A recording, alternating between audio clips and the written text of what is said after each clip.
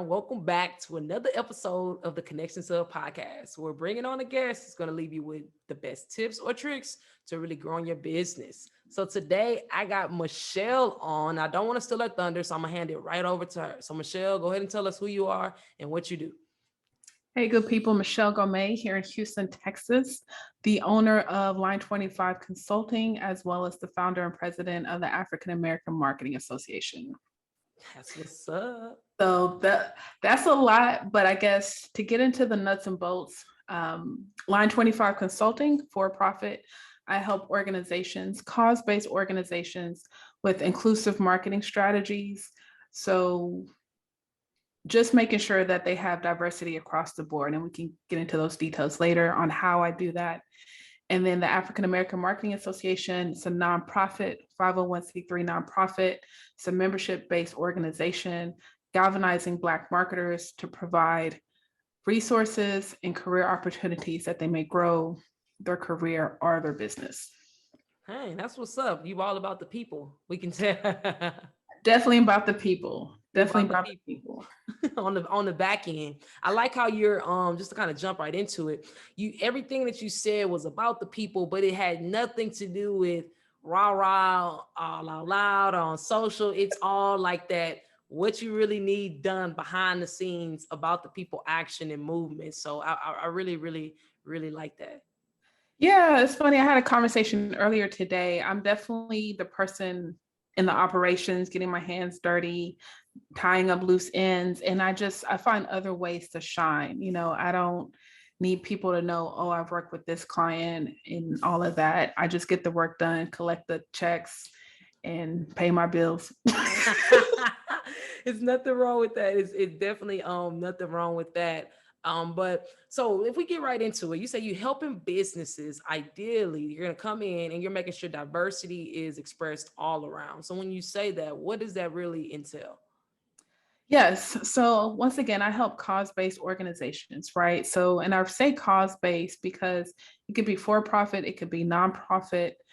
What is your social responsibility? What are you targeting? So if it's D&I, companies are coming to me. Lots of times we think of diversity and inclusion from an HR standpoint. They're thinking about hiring the talent that they need to bring in. And I like to say we look at D&I from a marketing perspective. And with that, there's 4 components. So as a business, how are you marketing to candidates, the people that want to work for you? How are you marketing to your coworkers, employee engagement, company culture?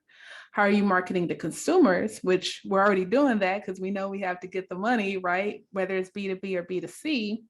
And then how are you marketing to the community, right? So those are the 4 C's, the 4 components of inclusive marketing when I'm working with organizations, be it in consulting, strategy manner, or through training.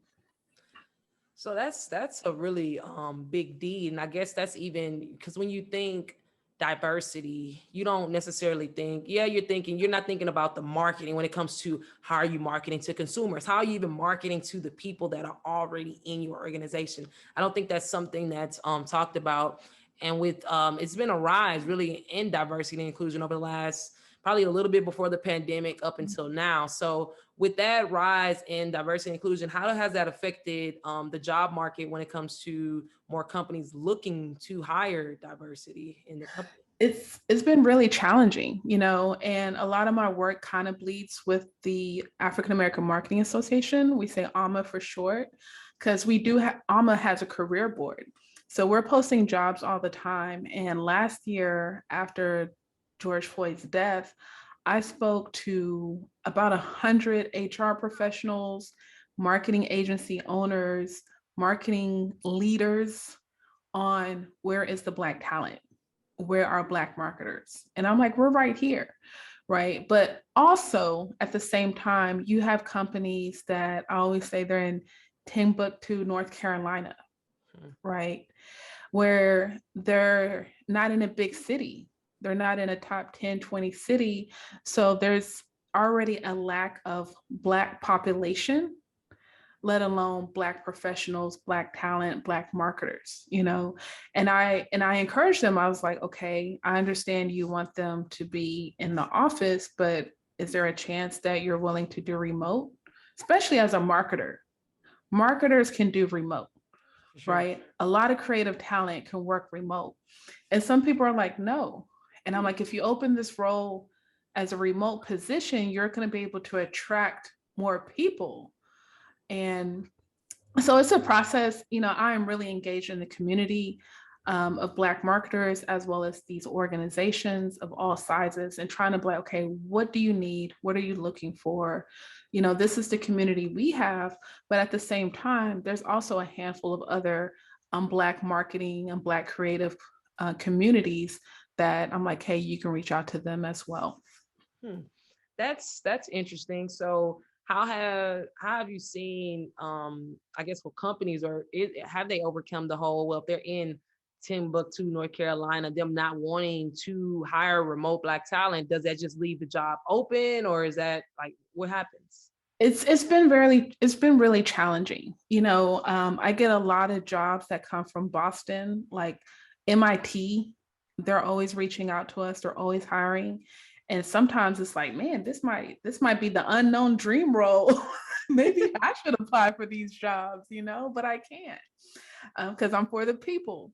But but it is challenging because there's just not a concentration of Black people in some of these cities that these organizations want to advocate. They want to hire Black talent.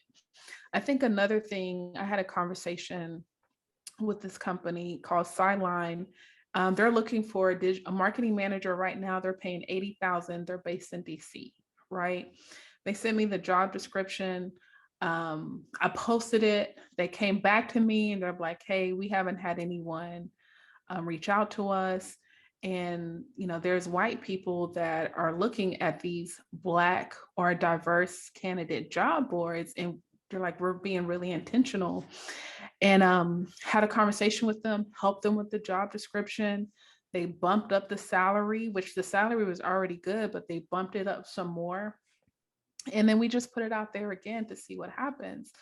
And so I got to commend companies like that are doing the work, they're having the conversation, they're digging deeper to figure out, okay, how can we rectify? I can't even say solve the problem, but what adjustments do we need to make on our end to attract, more Black marketers in this case? At the same time, look, the jobs are out there. Uh, there's a lot of competition. I try to encourage people, um, the employers as well as the candidates looking. I think one problem is we have glorified tech so much. And we think as a marketer, you want to work in tech because you want this big salary, you want to work for a global brand, um, or you want to work for a marketing agency. You want to do creatives, and everyone has their thing, and I can't fault anyone. So I think sometimes some of these jobs that are available and great companies and salary, they're just not sexy. So they don't Mm, stand out to people. And it's kind of like, I never heard of the company, so I'm not even going to look into the company. When I'm like, you could be making 80, 90,000. right. Is there like a specific place for marketers or non-marketers where I can look where it's like this is a job board of companies that are looking for minority talent in their business? Yeah, so I got to pump up Alma's job board. So that's aa-ma.org. You also have hireblackmarketers.co, I think, or .com. You have Black Marketers of America Association. They have a job board. There's a lot of job boards. wearehue.org is another one. Um, so there's a lot of job boards and a couple of directories where if you're an organization, you can reach out to these Black organizations, these organizations of color, to be like, hey, we are looking for diverse talent. What does your membership look like? What do you have for us?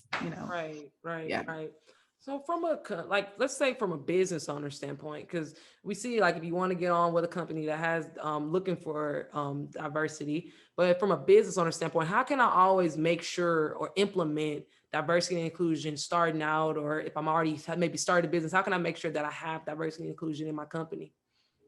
Yeah, so I think the first thing, especially for a small business owner, the steps are going to be a little bit different compared to some of these Fortune 100 companies or Fortune 1000 companies. But I would say, making a statement on your website.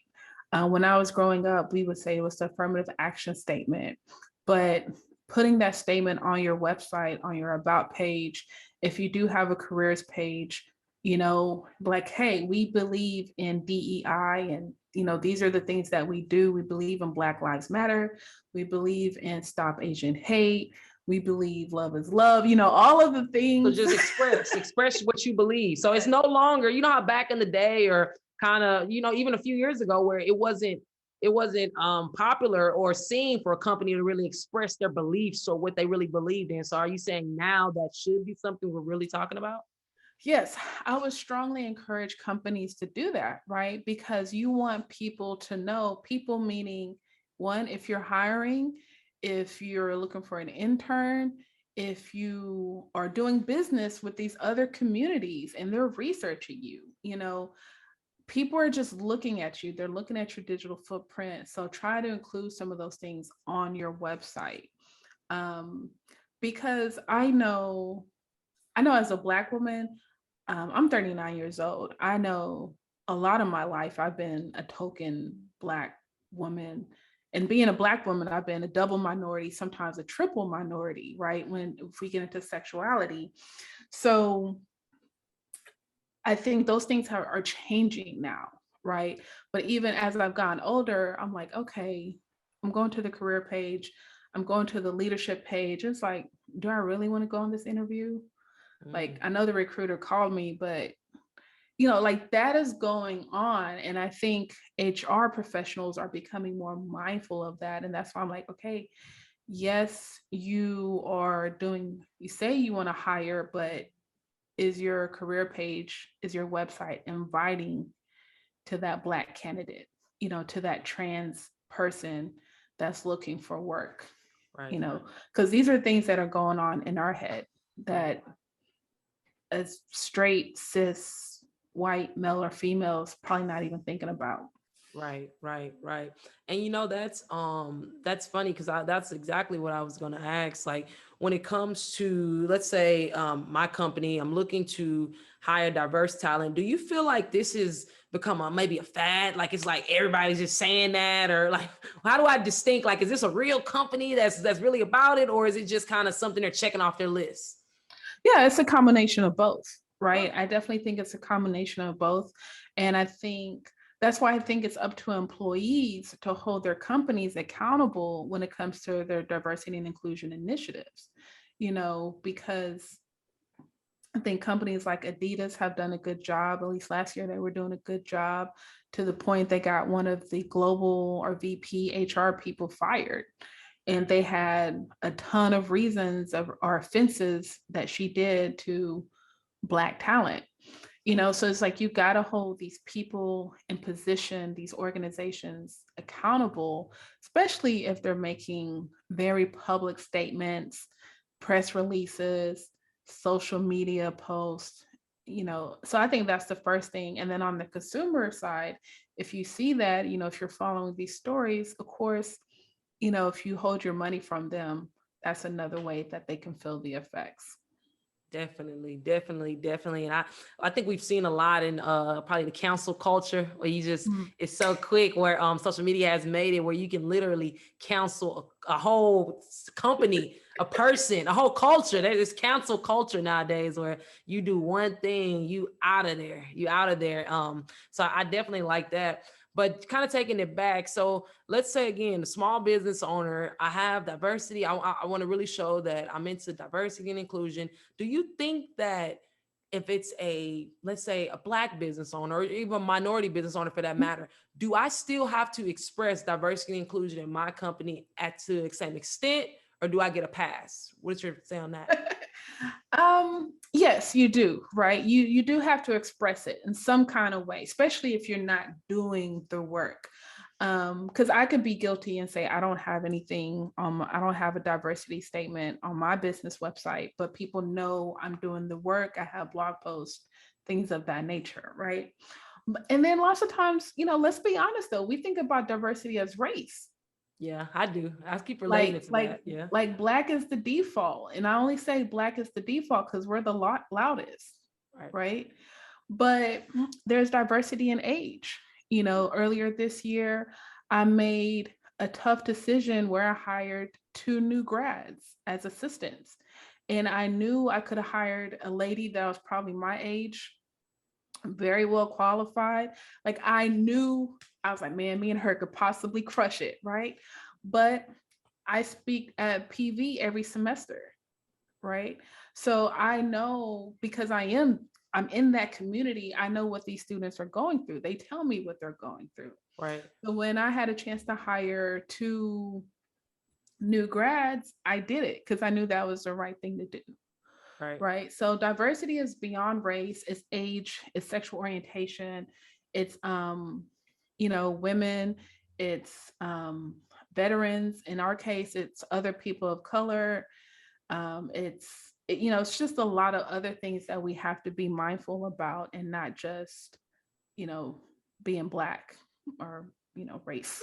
No, no, it's funny because that's exactly what even myself going back to it. It's like it's always what you equate it to because I guess like you're saying it's just because we're the loudest or that's what you see the most stories about or that's what you see the headlines saying. You don't see the headlines saying like, oh, she didn't get hired because of her age, although it happens on a day-to-day basis.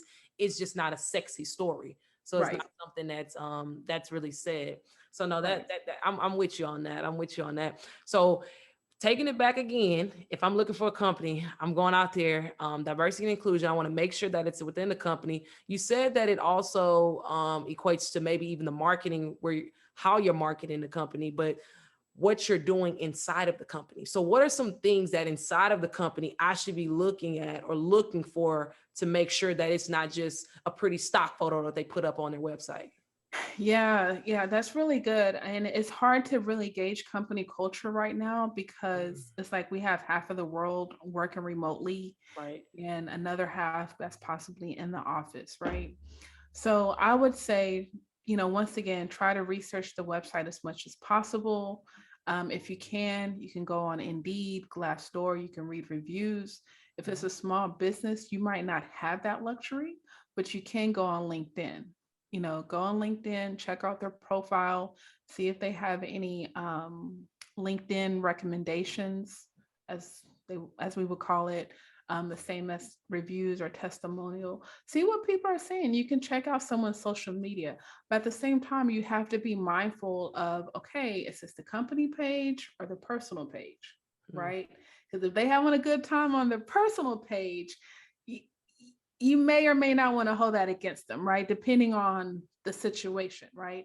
Now, if they're saying, some foolish stuff, I'm like, they are who they are, right? Because it's just the nature of the beast. I quit my job last year. I was at a law firm, and my short story is my boss yelled at me, and I was like, bet, right? And I quit because I'm not the one, right? But there's certain things that like you're not going to see that on a company website, right? You're not going to know someone's personality. Like you're going to get a feel in what, a 20-30 minute interview, Right. but you're going to notice things along the way. I'm in a situation right now where I'm trying to gauge this business relationship. It's only been a couple of months, but I'm probably going to leave, right? Because it's like, I don't want to waste any more time. I need to clear my mind, prioritize, and move forward.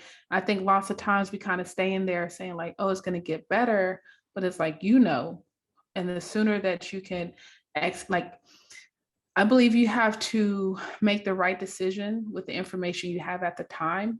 And that's the hardest thing about, jobs and business deals and stuff like that.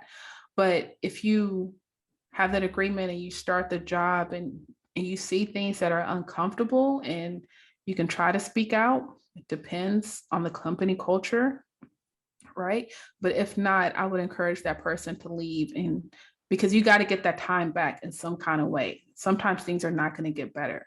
So don't feel guilty about staying. No, for sure. And is there like when you reach out, because you see a lot of different things where I think I even seen something, I think I was watching Social Dilemma when he was like, he reached out to somebody and it kind of got all over Google or something. It didn't have anything to do with diversity and inclusion. It was, about social. But who are you reaching out to? Am I like am I doing that approach where I'm sending an email to some personal contacts? Am I going straight to HR? Like who am I reaching out to for this? So I think if there's a colleague that you have good rapport with, and you can ask some questions, try to get some fishing for some information, go that route, check the comfort level. I mean, so that's the bad thing about being virtual. We don't have that water cooler talk Right. anymore. That person that you kind of walk by the desk and be like, hey, and how was the weekend? Those things are really, really important now. Right. Because if you're being onboarded virtual, you're like, hey, can you jump on Zoom for 15 minutes? And like, I don't want to buy, like, I don't want to buy. It's just hard to gauge, right? So, so that would be one thing. If you're looking for the job, I would say lots of times we've been taught to go on LinkedIn and reach out to the HR person or maybe the hiring manager on LinkedIn. And it's like, no, see who else works at that company with the same title or very close title that you do or that you're shooting for. And like, hey, I saw this job. I'm in the interview process. Can you talk to me about the company culture for 10, 15 minutes? And I really think I've done it. I think people would do that. So it's like just take an initiative and asking questions. And then I guess going back, if you have problems within the company, a lot of small businesses don't have HR. So you just have to be direct. Like, hey, can I schedule some time to talk to you? I have some ideas I want to run by you. I just need 15 minutes. Or when we have our meeting next week, I would like to talk about these things. So take an initiative, trying to be proactive, trying to provide some solutions. If you feel like none of that's going to work, what can you do to take better care of yourself and get some of your time back in order for you to be more productive in the next job? No, for sure. For sure. That's really good. That's really good. That's really good.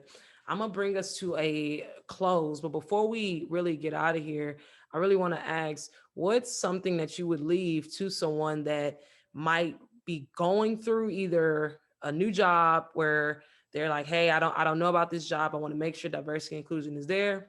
And also, what is something that you want to leave to a small business owner to make sure they're always making their employees that they currently have feel comfortable when it comes to diversity and inclusion? So that's two questions. But Yeah. So, and I know I keep saying job, but I also want to be mindful that these can still apply with business deals, right? Business oh, partners, collaborations. for sure. So just being mindful of that process.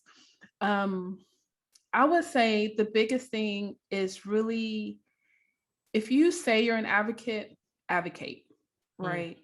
Advocate, once again, having those statements on your website, and I guess your social media platforms that you feel comfortable sharing. And advocacy looks different.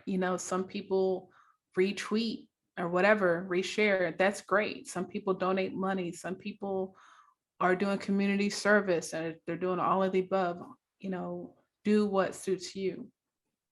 So if you say you're an advocate, advocate and express that. At the same time, the second question again. The second question, well, that was a second question. The first question, I kind of changed it up now that you said when it comes to a job, not necessarily a job, but like you said, a deal, maybe a partnership. What are some things initially that I'm looking for where it's like, besides the diversity inclusion, besides the website, maybe it's a deal with a person, maybe this is a Yeah. personal deal. What am I looking for? Because I think sometimes and a lot of times we don't know things or know people until we get into it. And I know I can do my research and, ask someone or anything like that. But would you say that there's anything else that potentially can be done? So I think one, you need to know what your core values are, That's good. right? Yeah. So identify your core values. There's a lot of overlap between personal and professional core values. Once you identify those core values, come up with a handful of questions that you can ask people in order for you to determine what their core values are, right? And some people are good talkers and they can spit it off right away. And to be honest with you, it really comes by hanging out with someone over time. Yeah. So try to really make, if you feel like you're going to do a business deal, try to make as much time with them as possible before you sign any paperwork. Right? That's just what it is. That's good. No, that's I'm really in the good. middle of something right now, so that's just what it is, right? So try to spend as much time as possible before you sign any paperwork, and switching up environments, getting people in front of groups. Are they a fast talker, smooth You talker? see, you Are they slick. I wasn't even thinking about none of this. This is good. I hope y'all got your pencils. This is good. I'm about the next meeting. They're gonna be like, "Dang, Jha, you done took me about 4 different spots." Yeah, I'm diverse. I gotta see your element, man. How you moving? Like how you moving in these streets? Because Good. honestly, like low key, some people they get in front of people, they get in front of different people. And you're like, is that? I'm like, we were chilling at lunch. That's good. So like you really have to know who you are. And once you know who you are, your core values, try to find what you need to know for it to come out of other people, right? Because I'm laid back, I'd be chilling. Communications, big. If you're a communicator, okay, I ask people like, what's your preferred communication style? Because I'm going to communicate, but how do you want me to reach out to you? Good. So it's like those little nuances, we don't think about it. So this is my thing. Like lots of times we don't know what our deal breaker is until it happens. Yeah. Be it in a relationship or in business, you're like, because you never gone through that situation before, but now you're annoyed. Right. So those are the things I would say. Yeah, man, gotta get people out. Yeah, that's good. That's all I gotta That's say. good. I wouldn't have thought about that one. I'm gonna use that one. They're gonna be like, Jai, how many you didn't took me over here? We didn't win over. Yeah, man. I'm getting your vibe. I'm catching your vibe. Are you diverse? No, I'm catching your vibe. Yeah, but you can say things like, it's just so much. Like I can just like, so where do you hang out? What do you do? Because it's like, what kind of crowds? Right. What's your theme? Right. No, this is good. This is good. This is good. Well, no, I'm gonna leave it right there and leave it out with a close. But where can we find you, find out more information, and keep up to date with what you got going? Yes. MichelleGomez.com. Michelle Ngome, first and last name. You can follow me on Instagram for the cool stuff, Facebook for the real stuff, and LinkedIn for the professional stuff. Ooh, I'm gonna have to take that. Yeah, I didn't hear that here. Y'all hear me saying that. That's good. That's good. But yeah. That's good. Well, no, definitely appreciate you coming on. This has been really fun, and informative. I know because it was informative to me. So, thank you. I appreciate it. Yeah, you're welcome anytime. No, for sure.